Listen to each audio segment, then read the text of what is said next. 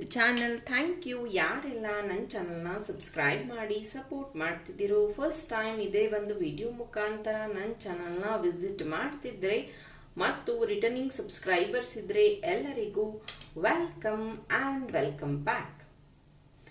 ಇವತ್ತಿನ ಟಾಪಿಕ್, ಯಾವ ವ್ಯಕ್ತಿನ ನೀವು ಹಗಲು ರಾತ್ರಿ ಯೋಚನೆ ಮಾಡ್ತಿದ್ದೀರೋ ಆ ವ್ಯಕ್ತಿ ನಿಮ್ಮ ಬಗ್ಗೆ ಈಗ ಏನು ಯೋಚನೆ ಮಾಡ್ತಿದ್ದಾರೆ ಅನ್ನೋದ್ರ ಬಗ್ಗೆ ಒಂದು topic.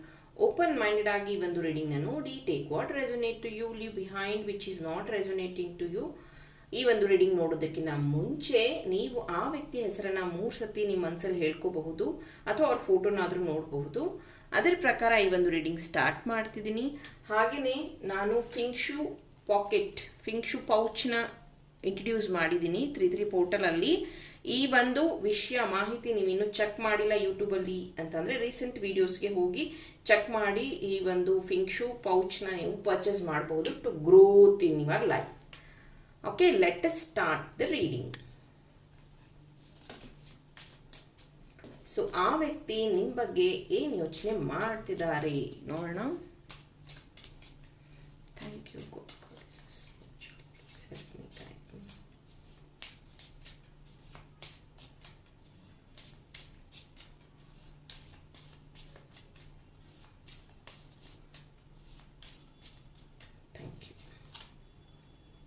Ten of Wands, the Hermit, 5 of Wands,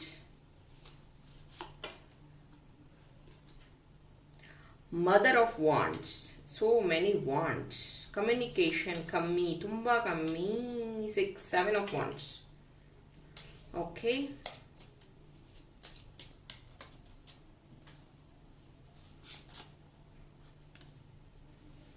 Mother of Swords, 10 of Swords,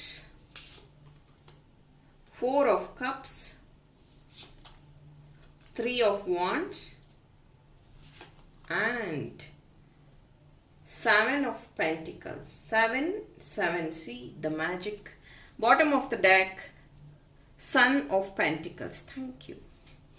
so ಆ ವ್ಯಕ್ತಿ ನಿಮ್ಮ ಬಗ್ಗೆ ಏನು ಯೋಚನೆ ಮಾಡ್ತಿದ್ದಾರೆ ಅಂದರೆ ಡೆಫಿನೆಟ್ಲಿ ಇಲ್ಲಿ ತುಂಬ ಕಮ್ಯುನಿಕೇಷನ್ ಕಡಿಮೆ ಇದೆ ನಿಮ್ಮಿಬ್ಬರ ಮಧ್ಯ. ಇತ್ತೀಚೆಗೆ ತುಂಬ ಕಡಿಮೆ ಕಮ್ಯುನಿಕೇಷನ್ ಆಗಿರುವಂಥದ್ದು, ತುಂಬ ಹೋಪ್ ಕಮ್ಮಿ ಆಗಿದೆ. ಈ ಒಂದು ಪ್ರೀತಿನ ಉಳಿಸ್ಕೋಬಹುದಾ ಅನ್ನುವಂಥ ವಿಷಯದಲ್ಲಿ ಆ ವ್ಯಕ್ತಿಗೆ ಹೋಪ್ ತುಂಬ ಕಮ್ಮಿ ಆಗಿರುವಂಥದ್ದು ಕಾಣಿಸ್ತಾ ಇದೆ. ಹಾಗೆಯೇ ಈ ಪ್ರೀತಿಯಲ್ಲಿ ಆಗುತ್ತಾ ಇರುವಂತಹ ಗೊಂದಲಗಳಾಗಿರಬಹುದು, ನೆಗ್ಲಿಜೆನ್ಸ್ ಆಗಿರಬಹುದು, ಅಥವಾ ಆ ಒಂದು ಪ್ಯಾಟ್ರನ್ ರಿಪೀಟ್ ಆಗ್ತಾ ಇರೋದ್ರಿಂದ ಆ ವ್ಯಕ್ತಿ ತುಂಬಾ ಡಿಸ್ಟರ್ಬ್ ಆಗಿರುವಂಥದ್ದು. ಹಾಗೆಯೇ ಮೇ ಬಿ ನೀವು ಅವ್ರ ಜೊತೆಗೆ ಮಾತಾಡ್ತಿಲ್ಲ ಅಂತ ಅನ್ಸುತ್ತೆ, ಅವರು ನಿಮ್ಮ ಫೋನ್ ಕಾಲ್ಗಾಗಿ ವೆಯ್ಟ್ ಮಾಡ್ತಿದ್ದಾರೆ ಅಥವಾ ನಿಮ್ಮ ಮೆಸೇಜ್ಗಾಗಿ ವೆಯ್ಟ್ ಮಾಡ್ತಿದ್ದಾರೆ. ಇನ್ನೂ ಒಂದು ಮೆಸೇಜ್ ನಾನು ಹೇಳಬೇಕು ಅಂದರೆ, ಮೇ ಬಿ ಆ ವ್ಯಕ್ತಿ ಇಲ್ಲಿ ನೀವು ಮ್ಯಾರಿಡ್ ಇರಬಹುದು, ಆ ವ್ಯಕ್ತಿ ಅನ್ಮ್ಯಾರಿಡ್ ಇರಬಹುದು. ಆ ವ್ಯಕ್ತಿ ಇನ್ನೂ ನಿಮಗೋಸ್ಕರ ವೆಯ್ಟ್ ಮಾಡ್ತಿದ್ದಾರೆ ಅವ್ರ ಲೈಫಲ್ಲಿ, ಅಥವಾ ಆ ವ್ಯಕ್ತಿ ಮ್ಯಾರಿಡ್ ಇರಬಹುದು, ನೀವು ಅನ್ಮ್ಯಾರಿಡ್ ಇರಬಹುದು. ಆ ವ್ಯಕ್ತಿ ನಿಮ್ಮ ಲೈಫಲ್ಲಿ ಬರ್ತಾರೆ ಅಂತ ಯು ಆರ್ ಸ್ಟಿಲ್ ವೇಟಿಂಗ್. ಆ ಒಂದು ವೇಟಿಂಗ್ ಪೀರಿಯಡ್ ಅನ್ನೋದ್ರ ಮಧ್ಯ ನಿಮಗೆ ಸಾಕಷ್ಟು ಎಮೋಷನಲ್ ಇಂಬ್ಯಾಲೆನ್ಸ್ ಆಗ್ತಿದೆ. ಈ ಪ್ರೀತಿನ ಉಳಿಸ್ಕೋಬಹುದಾ? ಈ ಪ್ರೀತಿಯಲ್ಲಿ ಎಷ್ಟು ಪಾಸಿಟಿವಿಟಿ ಇದೆ, ಎಷ್ಟು ನೆಗೆಟಿವಿಟಿ ಇದೆ? ಯಾಕೆ ಈ ವ್ಯಕ್ತಿ ನಾನು ಇಷ್ಟು ಕನ್ಫ್ಯೂಷನಲ್ಲಿ ಇಟ್ಟಿದ್ದಾರೆ? ಈ ರೀತಿಯ ಒಂದು ಮಿಸ್ಅಂಡರ್ಸ್ಟ್ಯಾಂಡಿಂಗ್ ಅಥವಾ ಮಿಸ್ಕನ್ಸೆಪ್ಷನ್ ನಡೀತಾ ಇರುವಂಥದ್ದು, ಇತ್ತೀಚಿನ ದಿನಗಳಲ್ಲಿ ನಿಮಗೆ ಡೌಟ್ ಬರ್ತಾ ಇರುವಂಥದ್ದು, ಆ ವ್ಯಕ್ತಿಯ ಲೈಫಲ್ಲಿ ಬೇರೆ ಯಾರಾದರೂ ಎಂಟರ್ ಆಗಿದ್ದಾರಾ? ಹಾಗೇನೆ ಸೇಮ್ ವೇ ಆ ವ್ಯಕ್ತಿಯ ಮನಸ್ಸಲ್ಲಿ ಏನು ಯೋಚನೆ ಬರ್ತಾ ಇರೋದು ಅಂತಂದರೆ, ಈ ವ್ಯಕ್ತಿ ನನ್ನಿಂದ ದೂರ ಹೋಗೋದಕ್ಕೆ ಟ್ರೈ ಮಾಡ್ತಿದ್ದಾರಾ ಅನ್ನುವಂಥದ್ದು ಅವರು ಯೋಚನೆ ಮಾಡ್ತಿದ್ದಾರೆ. ಆ ವ್ಯಕ್ತಿ ನಿಮ್ಮನ್ನು ಯಾವಾಗಲೂ ಪ್ರೊಟೆಕ್ಟಿವ್ ಆಗಿ ನೋಡೋದಕ್ಕೆ ಇಷ್ಟಪಡ್ತಾರೆ. ಹಾಗೆಯೇ ನಿಮ್ಮ ಬಗ್ಗೆ ರೊಮ್ಯಾಂಟಿಕ್ ಡ್ರೀಮ್ಸ್ನ ಕಾಣೋದಾಗಿರಬಹುದು, ನಿಮ್ಮ ಬಗ್ಗೆ ಹೊಸ ಹೊಸ ವಿಚಾರದನ್ನು ತಿಳ್ಕೊಳ್ಳೋದ್ರ ಬಗ್ಗೆ ಅವರಿಗೆ ತುಂಬ ಕ್ಯೂರಿಯಾಸಿಟಿ ಇರುವಂಥದ್ದನ್ನು ಇಲ್ಲಿ ಕಾಣಿಸ್ತಾ ಇದೆ. ಆ ವ್ಯಕ್ತಿ ನಿಮ್ಮ ಜೊತೆಗೆ ಕಮ್ಯುನಿಕೇಟ್ ಮಾಡೋದಕ್ಕೆ, ನಿಮ್ಮ ಜೊತೆಗೆ ಒಳ್ಳೆ ಸಮಯನ ಸ್ಪೆಂಡ್ ಮಾಡೋದಕ್ಕೋಸ್ಕರ ವೆಯ್ಟ್ ಮಾಡ್ತಾ ಇದ್ದಾರೆ. ಮೇ ಬಿ ನಿಮ್ಮಿಬ್ಬರ ಮಧ್ಯೆ ಆಗಿದ್ದಂತಹ ಚರ್ಚೆ ಅಥವಾ ನೋ ಕಾಂಟ್ಯಾಕ್ಟ್ ಸಿಚುವೇಶನ್ ಇನ್ನೂ ಸ್ವಲ್ಪ ದಿನ ಹಾಗೆ ಕಂಟಿನ್ಯೂ ಆಗುತ್ತೆ. You have to wait some days ಅಂತ ಹೇಳ್ತೀನಿ. ಯಾಕಂದರೆ ಇತ್ತೀಚೆಗೆ ಆ ವ್ಯಕ್ತಿ ತುಂಬ ಬ್ಯುಸಿ ಆಗಿರುವಂಥದ್ದು. ಎಸ್, ಆ ವ್ಯಕ್ತಿ ಅವರ ಕೆರಿಯರಲ್ಲಿ ತುಂಬ ಬ್ಯುಸಿ ಆಗಿರುವಂಥದ್ದು ಅಥವಾ ಅವ್ರ ಪರ್ಸನಲ್ ಲೈಫಲ್ಲಿ ಅವರು ಬ್ಯುಸಿ ಆಗಿರುವಂಥದ್ದು. ಅಥವಾ ಅವರ ಸ್ಪೆಷಲಿ ಮಕ್ಕಳು ಜೊತೆಗೆ ಅವರು ಬ್ಯುಸಿ ಆಗಿರುವಂಥದ್ದು ಇದೆ. ಇಲ್ಲಿ ನಿಮ್ಮ ವ್ಯಕ್ತಿಗೆ ಫೈನಾನ್ಷಿಯಲ್ ಕ್ರೈಸಿಸ್ ಸಹ ಇದೆ. ಮೇ ಬಿ ಅವರ ಸೇವಿಂಗ್ಸ್ ಇಂದ ಅವ್ರು ಏನಾದರೂ ಮಾಡಬೇಕು ಅಂದ್ರೆ ಮನೆ ತಗೊಳ್ಳೋದ್ರ ಬಗ್ಗೆ ಅಥವಾ ಬಿಸ್ನೆಸ್ ಸ್ಟಾರ್ಟ್ ಮಾಡೋದ್ರ ಬಗ್ಗೆ ಚರ್ಚೆ ಸಹ ಮಾಡಿದ್ದಾರೆ ನಿಮ್ಮ ಜೊತೆಗೆ. ಹಾಗೇನೆ ನೀವು ಸಹ ಅದಕ್ಕೆ ಹೆಲ್ಪ್ ಮಾಡ್ತೀನಿ ಅಂತ ಹೇಳಿದ್ದೀರಾ. ನಿಮ್ಮ ಪರ್ಸನ್ ನಿಮ್ಮ ಕಡೆಯಿಂದ ಎಕ್ಸ್ಪೆಕ್ಟ್ ಮಾಡ್ತಾ ಇದ್ದಾರೆ ಮನಿನ. ಎಗೇನ್ ಇದು ಸಾಲ ಆಗಿರಬಹುದು, ಹೆಲ್ಪ್ ಆಗಿರಬಹುದು, person to person depends and different ಆಗಿರುತ್ತೆ ನೀವು ಹೆಲ್ಪ್ ಮಾಡೋರಂತಹ ರೀತಿ. ಹಾಗೇನೆ ಇಲ್ಲಿ ಆ ವ್ಯಕ್ತಿ ಹಗಲು ರಾತ್ರಿ ನಿಮ್ಮ ಬಗ್ಗೆ ಯೋಚನೆ ಮಾಡ್ತಿದ್ದಾರೆ. ಡೆಫಿನೆಟ್ಲಿ ಹಗಲು ರಾತ್ರಿ ಯೋಚನೆ ಮಾಡ್ತಿದ್ದಾರೆ. ಟೆನ್ಷನ್ ಜಾಸ್ತಿ ಇದೆ ಅವರಿಗೆ. ಅದ್ರ ಜೊತೆಗೆ ಕೆಲವೊಂದ್ಸತಿ ನೀವು ಚುಚ್ಚು ಮಾತಾಡಿರೋದನ್ನ ಅವರು ನೆನಪಿಸ್ಕೊಂಡು ತುಂಬಾ ಹರ್ಟ್ ಆಗ್ತಿದೆ. ಅವರಿಗೆ ತುಂಬಾ ಹರ್ಟ್ ಆಗ್ತಿದೆ. ಇವ್ರು ಯಾಕೆ ನನಗೆ ಈ ತರ ಹೇಳ್ತಾರೆ, ಈ ತರ ಯಾಕೆ ಮನಸ್ಸು ನೋಯಿಸ್ತಾರೆ ಅನ್ನೋದನ್ನ ಅವ್ರು ತುಂಬಾ ಯೋಚನೆ ಮಾಡ್ತಿದ್ದಾರೆ. ತುಂಬಾ ಡೀಪರ್ ಲೆವೆಲ್ ಅಲ್ಲಿ ಅವ್ರಿಗೆ ಹರ್ಟ್ ಆಗಿರುವಂಥದ್ದು ಇದೆ. ಒಂದೊಂದ್ಸತಿ ಅನ್ಸತ್ತೆ ಅವರು ನನ್ನ ತುಂಬಾ ಇದಂತಾರೆ ಪೊಸೆಸಿವ್ ತರ ನೋಡ್ಕೊಂತಾರೆ. ಅಂದ್ರೆ ನಾವು ಯಾವ ಫ್ರೆಂಡ್ ಮಾತಾಡಬಾರ್ದು, ಯಾರ ಜೊತೆಗೂ ಕಮ್ಯುನಿಕೇಟ್ ಮಾಡಬಾರ್ದು ಅನ್ನೋದು ಅವರ ಧೋರಣೆ ಆಗಿರತ್ತೆ. ಬಟ್ ಅವ್ರು ಮಾತ್ರ ಅವ್ರ ಫ್ರೆಂಡ್ಸ್ ಜೊತೆಗೆ ಚೆನ್ನಾಗಿರ್ತಾರೆ, ಫ್ಯಾಮಿಲಿ ಜೊತೆಗೆ ಚೆನ್ನಾಗಿರ್ತಾರೆ, ಎಲ್ಲರ ಹತ್ರನೂ ಒಳ್ಳೆಯವರಾಗಿರ್ತಾರೆ, ಅವ್ರ ಲೈಫಲ್ಲಿ ಬ್ಯುಸಿ ಆಗಿರ್ತಾರೆ. But when it comes to my point, ಯಾಕೆ ಈ ಥರ ಬಿಹೇವ್ ಮಾಡ್ತಾರೆ ಅಂತ ನಿಮ್ಗೆ ಅನಿಸ್ಬಹುದು. ಆದರೆ ಆ ವ್ಯಕ್ತಿಗೆ ಅನಿಸುವಂಥದ್ದು ಇವ್ರು ಎಲ್ಲರಿಗೂ ಟೈಮ್ ಕೊಡ್ತಾರೆ, ನನ್ನ ಲೈಫಲ್ಲಿ ಮಾತ್ರ ಟೈಮ್ ಕೊಡ್ತಾ ಇಲ್ಲ, ನನ್ನ ಲೈಫಲ್ಲಿ ಯಾಕೆ ಈ ಥರ ಮಾಡ್ತಿದ್ದಾರೆ ಇವರು ಅನ್ನೋವಂಥದ್ದು.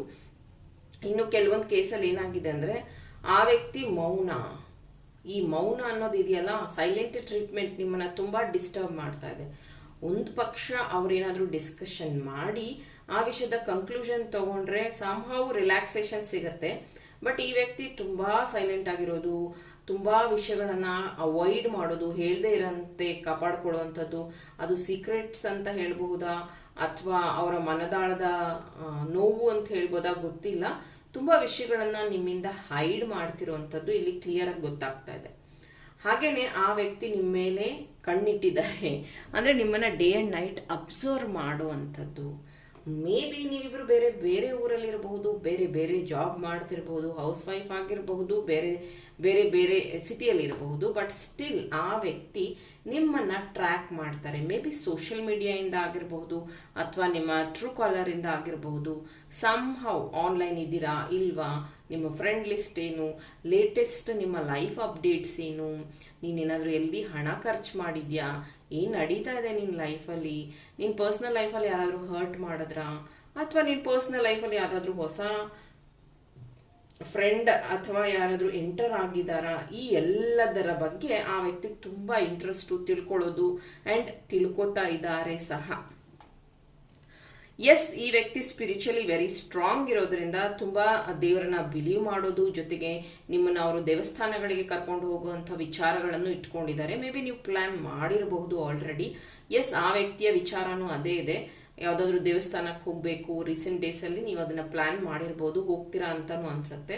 ಆ ವ್ಯಕ್ತಿ ಅನ್ಕೋತಾ ಇರುವಂತದ್ದು, ನನ್ನ ಲೈಫಲ್ಲಿ ಕಲರ್ಸ್ ಬಂದಿರೋದೇ ನಿನ್ನಿಂದ, ನನ್ನ ಲೈಫಲ್ಲಿ ಪ್ರೀತಿ ಇರುತ್ತೋ ಇಲ್ವೋ ಮುಗ್ದೋಯ್ತು ಅನ್ನೋಂಥ ಸಮಯದಲ್ಲಿ ನೀನ್ ನನಗೆ ಸಿಕ್ಕಿ ಆ ಒಂದು ಪ್ರೀತಿಯ ಭಾವನೆ ಬದಲಾಯಿಸ್ದೆ. ನನ್ನ ಲೈಫಲ್ಲಿ ನನಗೆ ಸಂತೋಷ ಅಥವಾ ಕಂಫರ್ಟ್ ಅಂತ ಅನಿಸಿದಂಥ ವ್ಯಕ್ತಿ ನೀನು ಮಾತ್ರ. ಇದು ಮೇಲ್ ಫಿಮೇಲ್ ಯಾರಾದ್ರೂ ಆಗಿರಬಹುದು. ಹಾಗೇನೆ ನನ್ನ ಲೈಫು ತುಂಬಾ ಕನ್ಫ್ಯೂಷನ್ ಅಲ್ಲಿತ್ತು, ತುಂಬಾ ಕಷ್ಟದಲ್ಲಿತ್ತು, ತುಂಬಾ ತೊಂದರೆಯಲ್ಲಿತ್ತು. ಆಗ ನೀನ್ ನನಗೆ ಒಂದು ಕ್ಯಾಂಡಲ್ ಲೈಟ್ ತರ ಅಥವಾ ಒಂದು ಫೈರ್ ಎನರ್ಜಿ ತರ ನೀನ್ ನನ್ನ ಲೈಫಲ್ಲಿ ಬಂದು ಸಪೋರ್ಟಿವ್ ಬ್ರಿಡ್ಜ್ ಆದೆ.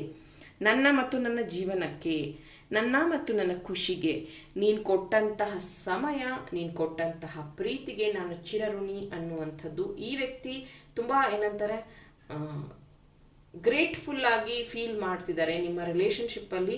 ಅಂದ್ರೆ ನೀವಿರೋದ್ರಿಂದ ಅವರು ತುಂಬಾ ಪ್ರೌಡ್ ಫೀಲ್ ಮಾಡ್ತಿದ್ದಾರೆ, ನೀವಿರೋದ್ರಿಂದ ಅವರು ತುಂಬಾ ಸೇಫ್ ಆಗಿ ಫೀಲ್ ಮಾಡ್ತಿದ್ದಾರೆ, ನಿಮ್ ಪ್ರೀತಿಯಿಂದನೇ ಅವರು ಖುಷಿಯಾಗಿರುವಂಥದ್ದು. ಈ ರೀತಿ he or she is feeling. That is absolutely ಇಲ್ಲಿ ಶೋನ್ ಕಾಣಿಸ್ತಾ ಇರುವಂಥದ್ದು. ಬಟ್ ನಿಮ್ಮನ್ನ ಎಲ್ಲಿ ಮಿಸ್ ಮಾಡ್ಕೊಂತೀನೋ ಲೈಫಲ್ಲಿ ಅನ್ನೋ ಭಯನೂ ಅವ್ರಿಗೆ ಸೇಮ್ ಇದರಲ್ಲೇ ಕಾಡ್ತಾ ಇರುವಂಥದ್ದು. ಹಗಲು ರಾತ್ರಿ ಅವ್ರಿಗೆ ಕಾಡ್ತಾ ಇರುವಂತಹದ್ದು ಭಯ. ಅಂದ್ರೆ ನಿಮ್ಮನ್ನೆಲ್ಲಿ ಕಳ್ಕೊಂಡ್ ಬಿಡ್ತೀನೋ ಅಂತ ಹಾಗಾಗಿ ಮಧ್ಯೆ ಅವರು ಏನೋ ಒಂದು ಚಿಕ್ಕ ಪುಟ್ಟ ವಿಷಯಕ್ಕೆ ನಾನು ಇಂಪಾರ್ಟೆಂಟಾ ಅವ್ರು ಇಂಪಾರ್ಟೆಂಟಾ, ನಾನು ಬೇಕಾ ಅವ್ರು ಬೇಕಾ, ಈ ರೀತಿ ಕಂಪ್ಯಾರಿಸನ್ ವೈಸ್ ಜಗಳ ಮಾಡ್ಕೊಂಡಿರುವಂಥದ್ದಿದೆ ಚೈಲ್ಡಿಶ್ ನೇಚರಲ್ಲಿ. ಸೊ ಇದು ಏನಕ್ಕೆ ಅಂತಂದರೆ ನೀವು ಅವ್ರ ಜೊತೆಗೆ ಇರ್ತೀರಾ ಇಲ್ವಾ ಅನ್ನುವಂಥ ಭಯಕ್ಕಷ್ಟೆ. ಸೊ ಇದು ನಿಮ್ಮ ಪರ್ಸನ್ ಹಗಲು ರಾತ್ರಿ ನಿಮ್ಮ ಬಗ್ಗೆ ಏನು ಯೋಚನೆ ಮಾಡ್ತಿದ್ದಾರೆ ಅನ್ನೋದ್ರ ಬಗ್ಗೆ ವಿಷಯ ಆಗಿತ್ತು. ಈ ಒಂದು ಟಾಪಿಕ್ ನಿಮಗೆ ಇಷ್ಟ ಆದರೆ ಲೈಕ್ ಮಾಡಿ, ನನ್ನ ಚಾನಲ್ನ ಸಬ್ಸ್ಕ್ರೈಬ್ ಮಾಡಿ. ಇನ್ನು ಇಂಟ್ರೆಸ್ಟಿಂಗ್ ಟಾಪಿಕ್ ಜೊತೆ ನಿಮ್ಮ ಜಾಯಿನ್ ಆಗ್ತೀನಿ. ಟಿಲ್ ದೆನ್ ಟೇಕ್ ಕೇರ್, ಬಾಯ್.